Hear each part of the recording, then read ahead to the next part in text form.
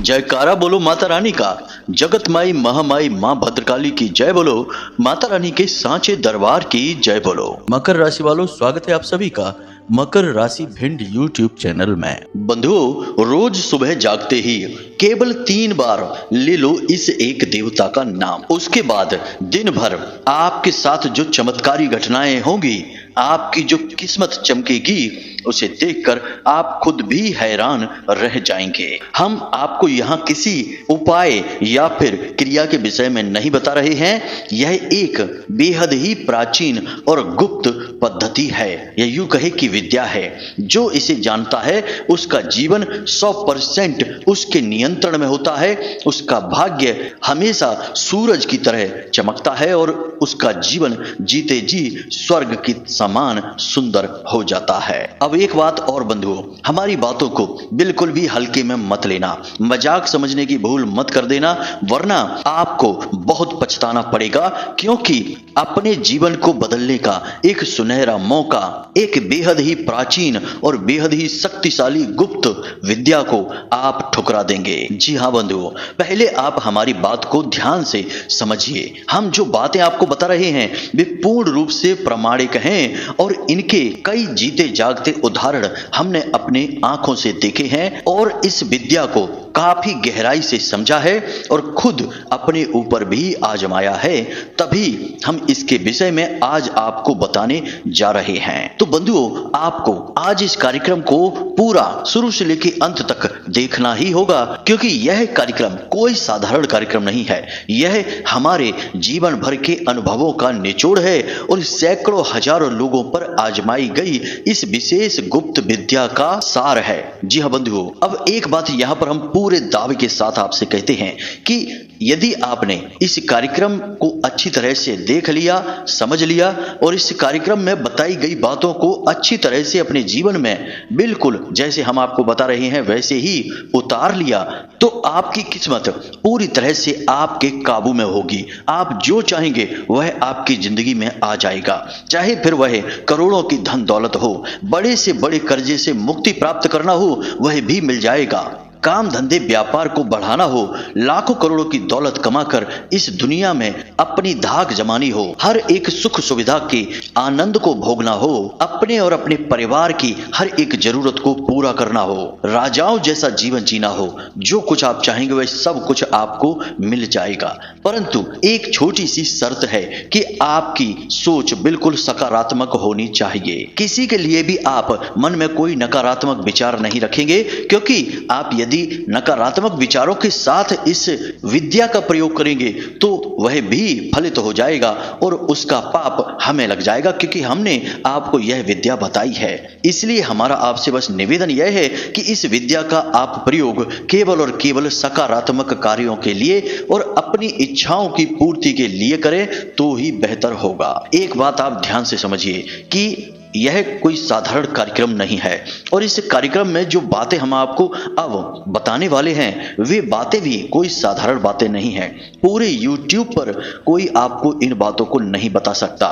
इसका कारण है, सबसे बड़ा कारण तो यह है कि इन बातों को जानने के लिए खुद आध्यात्मिक अनुभव होना आवश्यक है, लंबे समय तक साधनाओं का अनुभव होना आवश्यक है, साथ ही साथ शास्त्रों की और ज्योतिष के ग्रहों की अच्छी तरह से समझ होना आवश्यक है।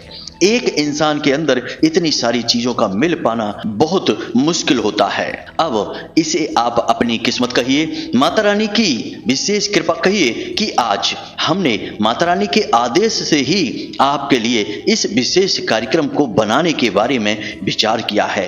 अब ऐसे में आपको बस इतना करना है कि इस कार्यक्रम को अंत तक देखना है, सारी बातों को गहराई से समझना है। जिन चीजों की जरूरत पड़े तो उन्हें पेन और कॉपी लेकर बैठना है और नोट कर लेना है। सारे कामों को छोड़कर ठंडे दिमाग से इस कार्यक्रम को समझना है, देखना है और फिर इस विधि को, इस विद्या को अपने जीवन में धीरे धीरे उतारना शुरू करना है। इस विद्या को जब आप अपने जीवन में उतारेंगे, यानी इस पर कार्य करना शुरू करेंगे, तो हम आपको बता दें कि आपके जो भी आराध्य हैं या कुल देवी या देवता हैं या फिर पितृ देवता हैं, जो आपके सबसे बड़े सहायक हैं, जिनके बारे में आप जानते नहीं हैं, वे आपको सीधे सपने में आकर दर्शन देंगे। जी हाँ बंधुओं, सबसे बड़ा प्रमाण हमारी बातों का यही होगा कि आपको 3 से 5 दिनों के अंदर अंदर सपने में आपके आराध्य के दर्शन होंगे। और जैसे ही आपको अपने आराध्य के दर्शन मिल जाएंगे, उसके अगले दिन से ही समझिए कि आपका भाग्य हीरे जैसा तेज चमकने लगेगा। क्योंकि आप जो कार्य करना चाह रहे हैं, जिस विद्या को आजमा रहे हैं, उस कार्य में आप सफल रहे, यह इस बात का प्रमाण होगा। जी हाँ बंधुओं, ये कोई छोटी मोटी बातें नहीं है।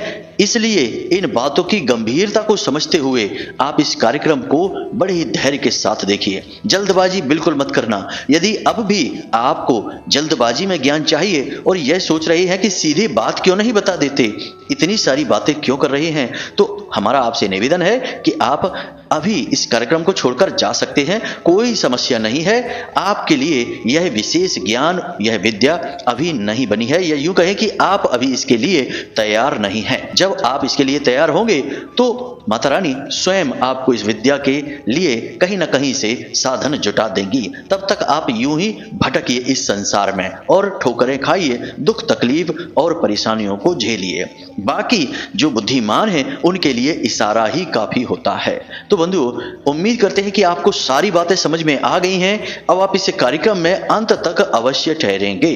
तो चलिए बिना समय गवाए माता रानी को याद करते हैं और कार्यक्रम को शुरू करते हैं। तो जल्दी से कमेंट बॉक्स में लिख डालिए, जय मां भद्रकाली कृपा करो। एक बार नहीं 3 बार लिखना। माता रानी निश्चित तौर पर आपके ऊपर कृपा करेंगी, हमें पूर्ण विश्वास है। तो चलिए बंधुओं शुरू करते हैं। तो सीधे मूल विषय की बात करते हैं। बंधुओं, सबसे पहले हम आपको इस विद्या से परिचय कराएंगे, फिर इस विद्या को कैसे प्रयोग करना है उसके विषय में बताएंगे, फिर हम कुछ सावधानियों के बारे में भी बताएंगे।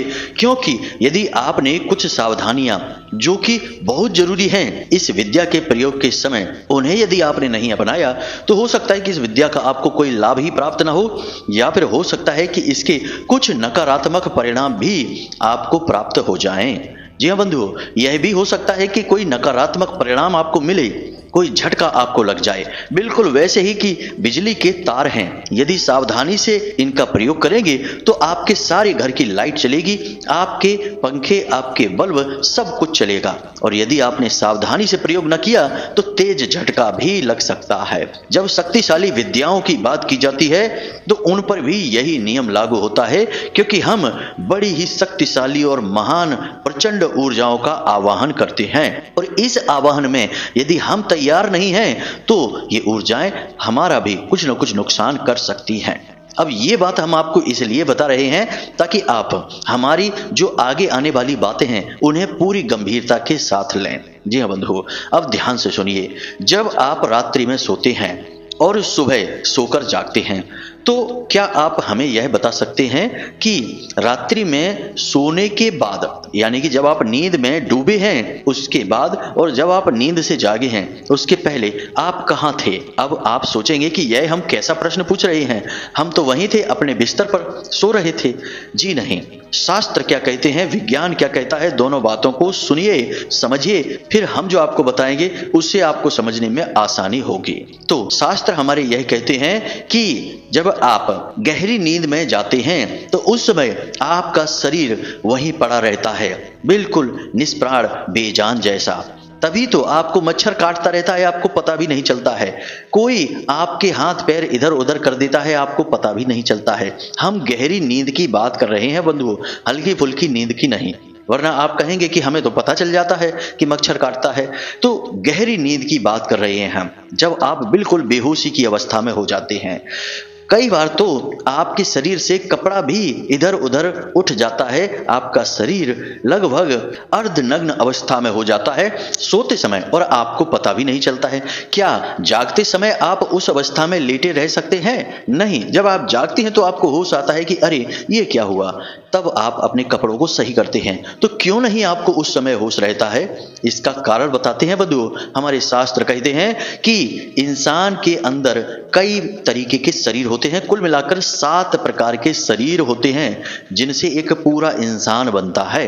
जिसमें कि जो शरीर आपको दिखाई देता है उसे हम अन्नमय कोश कहते हैं या स्थूल शरीर कहते हैं, और जो शरीर हमें दिखाई नहीं देता है और जो इस शरीर के सबसे नजदीक होता है उसे हम अपना सूक्ष्म शरीर कहते हैं, उसे हम आत्मा भी कह सकते हैं। अब यह जो आपकी आत्मा है, यह आपके सोते ही, गहरी नींद में जाते ही आत्मा आपकी शरीर को छोड़कर, ये यूं कहे कि सूक्ष्म शरीर आपका इस शरीर को छोड़कर निकल जाता है। अब आप कहेंगे कि जब आत्मा बाहर निकल जाती है तो लोग मर क्यों नहीं जाते हैं? तो बंधुओं ध्यान से समझिए, आध्यात्म यह कहता है कि आपकी आत्मा जब इस शरीर को छोड़कर बाहर निकलती है तो एक पतला सा धागा, जिसे हम सिल्वर कॉर्ड कहते हैं या चांदी का धागा भी कह सकते हैं, साधारण भाषा में कहते हैं, एक पतला सा धागा आपके इस भौतिक शरीर की नाभि से निकलता है, जो उस स्थूल शरीर की नाभि से जुड़ा रहता है।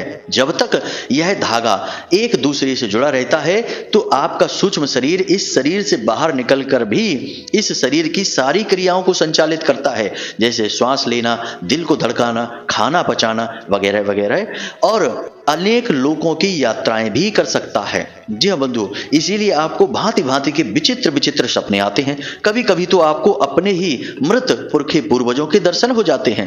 कुछ लोग तो कहते हैं कि हम तो उनके साथ काफी समय तक घूमे हैं, हमने बातें की हैं और तमाम तरीके की जानकारियां, अनोखी जानकारियां लेकर आए हैं। कुछ लोग कहते हैं कि हम तो एक अजीबोगरीब संसार में चले गए जहां पर हम हवा में उड़ रहे थे। यानी कहने का मतलब यह है कि अनेकों लोगों की यात्राएं करने लगती है आपकी आत्मा या आपका सूक्ष्म शरीर, लेकिन इस शरीर से वह अलग नहीं हुआ है। उस पतले से धागे से जो आपकी नाभि से निकला है उससे वह जुड़ा रहता है। लेकिन बंधु, जब किसी की मृत्यु हो जाती है तो वह धागा जो नाभि से आपके उस स्थूल शरीर से जुड़ा है वह टूट जाता है। इसीलिए फिर जो आत्मा इस शरीर से बाहर निकली तो इस शरीर पर उसका कोई नियंत्रण नहीं रहता है, वो इस शरीर से बाहर का जीव बन जाता है, जिसे हम जीव आत्मा भी कहते हैं। उम्मीद है आपको यहां तक सारी बात समझ में आ गई होगी।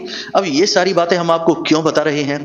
ताकि आपको पूर्ण ज्ञान प्राप्त हो। जब हम किसी चीज को अपने जीवन में अपनाते हैं तो उसके बारे में पूरा ज्ञान लेते हैं कि नहीं? आधा अधूरा ज्ञान लेंगे तो हमें उसके ऊपर विश्वास ही नहीं होगा, हमें कच्चा पक्का भरोसा होगा और फिर हम उसे आजकल कुछ दिनों तक आजमा कर त्याग देंगे, फिर उसका कोई लाभ भी नहीं होगा। इसलिए पूर्ण ज्ञान अत्यंत आवश्यक होता है।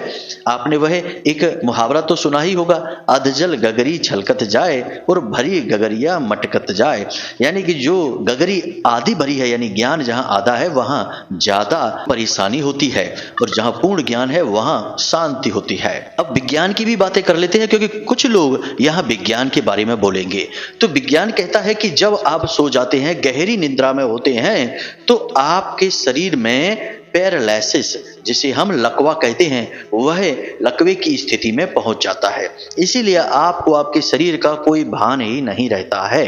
यह विज्ञान की भाषा है। अब विज्ञान अभी नींद के ऊपर बहुत सारे शोध कर रहा है। अभी नींद के विषय में वह कुछ खास जानता नहीं है, लेकिन अभी वैज्ञानिकों की रुचि नींद के ऊपर बहुत अधिक है और अभी काम चल रहा है। बस इतना ही विज्ञान कह पाता है, लेकिन हमारा अध्यात्म इसके विषय में बहुत सारी बातें बताता है। अब उम्मीद है आपने सारी बातें समझ ली हैं। अब आप ध्यान से सुनिए कि हम इस विधि के बारे में आपको बताने जा रहे हैं। यह विद्या है जो आपको प्रयोग करनी है, इसके विषय में बताने जा रहे हैं। ध्यान से सुनिए और फिर इसे ज्यों का त्यों उतारिए अपने जीवन में। तो बंधुओं, आपने कई बार लोगों को यह कहते सुना होगा कि जैसे कोई दुर्घटना वगैरह हो जाती है, कोई हादसा हो जाता है और किसी की जान बच जाती है, किसी का कुछ भी नहीं बिगड़ता है, बाल बाल बचकर निकल आता है, तो लोग अक्सर यह कहते हैं कि पता नहीं कौन से देवी देवता सहायक थे, किसकी कृपा रही कि कुछ भी नहीं बिगड़ा।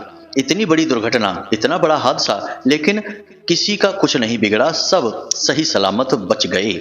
इसका मतलब यह होता है कि हर एक व्यक्ति का कोई ना कोई सहायक देवता होता है। अब वह कोई भी हो सकता है, आपका पिछले जन्म का कोई रिश्ता भी हो सकता है। मतलब कहने का कि आपने पिछले कई जन्मों में किसी देवी देवता की विशेष साधनाएं की होंगी, आपको अभी इसका ज्ञान नहीं है, लेकिन वह जो दिव्य शक्ति है वह आपके साथ हर वक्त रहती है। इसी प्रकार कोई भी हो सकता है, आपके पितृ पूर्वज हो सकते हैं, आपके आपके घर के, आपके बाहर के कोई देवी देवता हो सकते हैं, कोई छोटी मोटी दिव्य शक्ति हो सकती है, या फिर आपकी कुल देवी या देवता।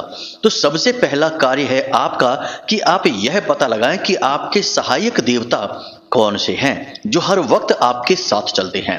इस दुनिया में जितने भी लोग हैं उनके सबके कोई ना कोई सहायक देवता हैं ही, हमेशा रहते ही हैं, और बिना सहायक देवता के इस संसार में कोई भी कार्य कर पाना संभव ही नहीं है। इसका प्रमाण समझिए। सीता माता की खोज में प्रभु श्री राम भटक रहे थे, तब उन्हें हनुमान जी की सहायता मिली और हनुमान जी ने पता लगाया कि सीता मैया समुद्र पार लंका में रावण की अशोक वाटिका में विराजमान हैं। अब यह कार्य क्या प्रभु श्री राम के लिए कर पाना कठिन था? वे चाहते तो एक झटके में यह पता लगा लेते। हनुमान जी तो उनकी पूजा करते थे, वे हनुमान जी के भी प्रभु थे, लेकिन उन्हें हनुमान जी की सहायता लेनी पड़ी, यानी राम जी के सहायक देवता हुए हनुमान जी। अब महाभारत की बात कर लेते हैं। अर्जुन के रथ के जो सारथी हैं वह भगवान श्री कृष्ण हैं, और भगवान श्री कृष्ण जिसके सारथी हैं, क्या उसे किसी और की सहायता की आवश्यकता है?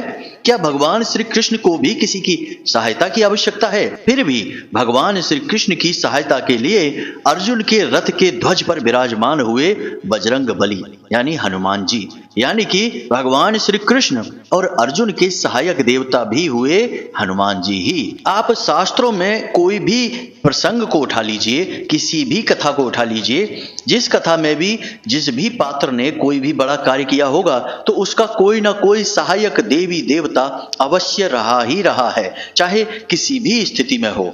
अब हमारे शास्त्रों में तो इसके प्रमाण जगह जगह पर मिलते हैं, कूट कूट कर भरे हुए हैं, लेकिन आज के इस युग में लोग इन बातों पर विचार करना ही छोड़ देते हैं, क्योंकि कहते हैं कि आज का युग नया युग है। अब हम आज के युग में पढ़े लिखे लोग हैं, हम इन बातों को नहीं मानते हैं और बाद में फिर हर बात में असफल होकर इधर उधर रोते फिरते हैं और कहते हैं कि हमारी मदद करो। कहीं कुंडली दिखाते हैं, कहीं किसी से हाथ दिखाते हैं, और कहीं पर किसी ने कह दिया तो पूजा पाठ करते हैं, उपाय क्रियाएं करते हैं, फिर भी लाभ प्राप्त नहीं होते हैं। जड़ में अगर कीड़ा लगा है तो ऊपर ऊपर दवा डालने से क्या होगा? पानी पौधे में यदि ऊपर ऊपर डालें, जड़ में न डालें, तो क्या पौधा पनपेगा? नहीं। आपके सहायक देवता कौन हैं? कौन सी वह दिव्य शक्ति है जो हर वक्त आपके साथ चलती है, हर अच्छे बुरे को देखती है और उसी के अनुसार आपके भाग्य को निर्मित करती है, आपकी सहायक भी है, आपके हित में सोचती है, लेकिन आपको इसके बारे में कोई ज्ञान नहीं है। तो ध्यान से सुनिए। सबसे पहला कार्य है उस दिव्य शक्ति का पता लगाना, फिर उस दिव्य शक्ति के लिए विशेष अनुष्ठान करना, उसकी ऊर्जा को बढ़ाना, या यूं कहें कि स्वयं को उसकी ऊर्जा के लायक बनाना, फिर अपने जीवन में कामयाबी हासिल करना। यही है सही तरीका। देखिए, शास्त्र में कोई बड़ा युद्ध करने कोई जा रहा है, कोई भी विशेष कार्य करने जा रहा है, तो क्या कहा जाता था कि पहले इन देवी की पूजा कर लीजिए, इन देवता की विशेष अनुष्ठान कर लीजिए, यज्ञ हवन आदि करवा लीजिए, तब कार्य को करिए, क्योंकि वे उनके सहायक देवी देवता होते थे। तो उम्मीद है कि यहां तक आपको सारी बात समझ में आ गई है। अब आपको पता लगाना है कि आपका सहायक देवता कौन है जो आपके साथ हर वक्त रहता है। याद रखना कि वह कोई भी हो सकता है, शंकर जी हो सकते हैं, हनुमान जी हो सकते हैं, भगवान श्री कृष्ण, प्रभु श्री राम, या फिर दुर्गे माँ या माँ भद्रकाली भी हो सकती हैं, जैसे हमारी सहायक देवी माता बगलामुखी हैं। माँ भद्रकाली भी हमारी सहायता करती हैं, लेकिन माँ बगलामुखी हमारी सहायक हैं, हर वक्त हर पल हमारी रक्षा करती हैं, 24 घंटे हमारे साथ रहती हैं। तो बंधुओं, अब ध्यान से सुनिए, हम आपको एक छोटी सी विधि बताने जा रहे हैं। आपको यह विधि शनिवार या शुक्रवार के दिन से प्रारंभ करनी है। आपको क्या करना है, ध्यान से समझिए। थोड़ी सी इलायची चाहिए आपको, एक सुपारी चाहिए, एक लौंग का जोड़ा चाहिए। इलायची कुछ ज्यादा मात्रा में चाहिए, मतलब कि 20-25 इलायची चाहिए, जो हरी इलायची आती है बाजार में, वे चाहिए आपको। अब आपको क्या करना है, रात्रि को जब आप सोने जाते हैं तो स्नान आदि करने के बाद अपने पूजा घर में जाइए, एक कांच की कटोरी लीजिए, उस कांच की कटोरी में उन इलायची को डालिए, और लौंग के जोड़े को डालिए और उसके बीचों बीच उस सुपारी को रखिए। उस सुपारी को रखने के बाद इस कटोरी को अपने पूजा घर में रख दीजिए और इस कटोरी के ऊपर जल छिड़किए, यानी कि थोड़ा सा जल छिड़कना है आपको, कुछ बूंदे। उसके बाद गंगा जल छिड़किए। उसके बाद एक वस्त्र अर्पित करना है इस सुपारी को। इस सुपारी को उस दिव्य शक्ति को मानकर, जो आपके साथ चल रही है उसे मानकर आपको एक वस्त्र अर्पित करना है। अब वस्त्र कैसे अर्पित करेंगे?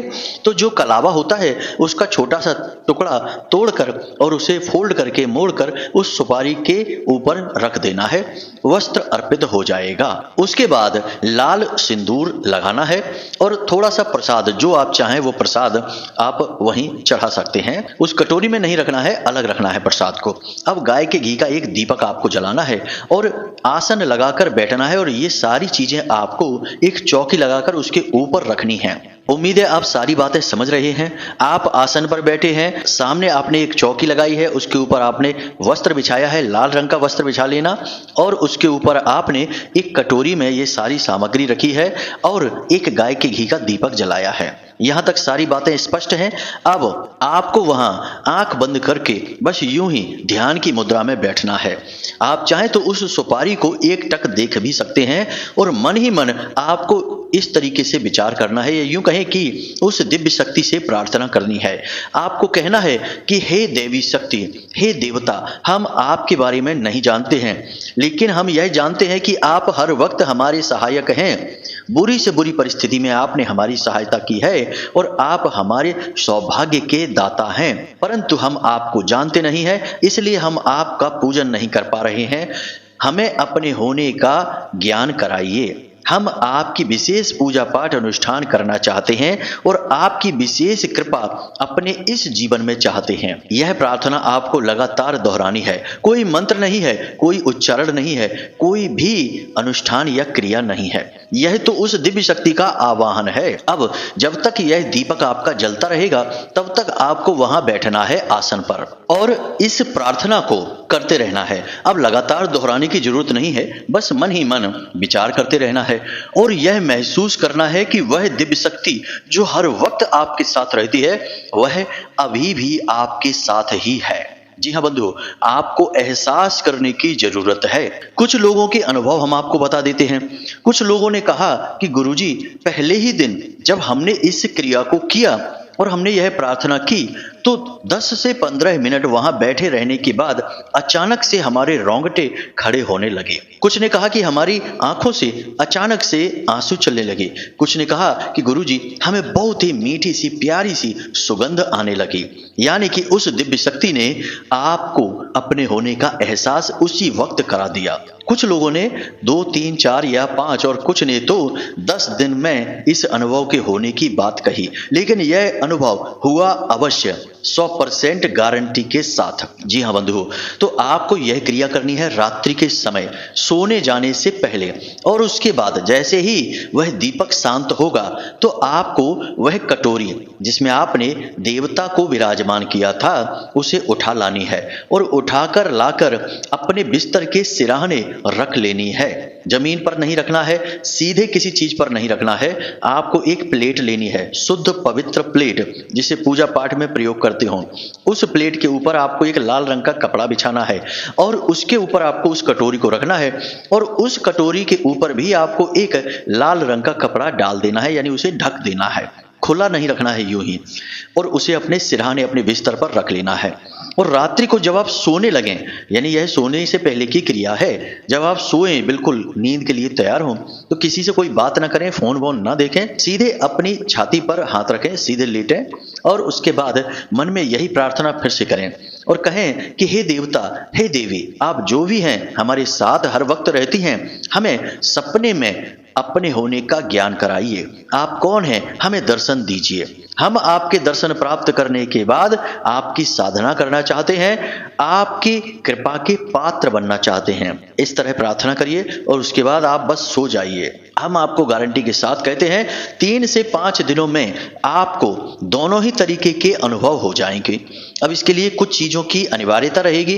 पहली यह है कि सोने जाने से आपको कम से कम 2 घंटे पहले भोजन करना है। ऐसा नहीं कि तुरंत भोजन किया और जाके नहा धो के ये क्रिया करने लगे, नहीं, कम से कम 2 घंटे पहले। उसके बाद सोने जाने से आधे घंटे पहले आपको किसी से कोई बात नहीं करनी है, मोबाइल नहीं देखना है, कुछ भी विचार फालतू के अपने दिमाग में नहीं लाने हैं, कुछ भी सोचना नहीं है, मन को शांत रखना है और केवल इस क्रिया, इस देवी देवता शक्ति के बारे में, इस दैवी शक्ति के बारे में सोचते रहना है बस। और उसके बाद जब आप सो जाएंगे तो उससे पहले भी ये नहीं कि बिस्तर पे पहुंचे तो मोबाइल उठा लिया और देखने लगे। आज के युग की सबसे बड़ी समस्या मोबाइल ही बना हुआ है। लोगों को न चैन से खाने देता है, न पीने देता है, न सोने देता है। तो इस मोबाइल को जरा उठाकर बिस्तर से दूर रख देंगे, अपने आसपास भी नहीं रखेंगे, या फिर इसे स्विच ऑफ करके बंद करके रख देंगे, वह और भी बेहतर होगा। तो इस क्रिया को आपको इसी प्रकार से करना है। अब जब आपको 3, 5 या 7 दिनों में दिव्य शक्ति का एहसास हो जाए, कुछ लोगों ने कहा कि गुरुजी हमको तो साक्षात हनुमान जी दिखाई दिए, कुछ ने कहा गुरुजी हमें भोले बाबा दिखाई दिए, कुछ ने कहा कि हमें कोई देवता तो दिखे परंतु हमें पता नहीं चला कि वो कौन देवता हैं। तो कहने का मतलब यह है कि स्पष्ट नहीं हुआ, तो उन्हें और अभ्यास करना है, कुछ समय बाद स्पष्ट हो जाएगा। कुछ को अग्निदेव दिखाई दिए और कुछ लोगों को प्रभु श्री राम दिखाई दिए। तो जो भी आपको दिखाई दिए, जैसे भी देवी देवता हो, बस इस क्रिया के पूर्ण होने का यही एक प्रमाण है कि आपको दर्शन हो चुके हैं, आपको पता चल गया है।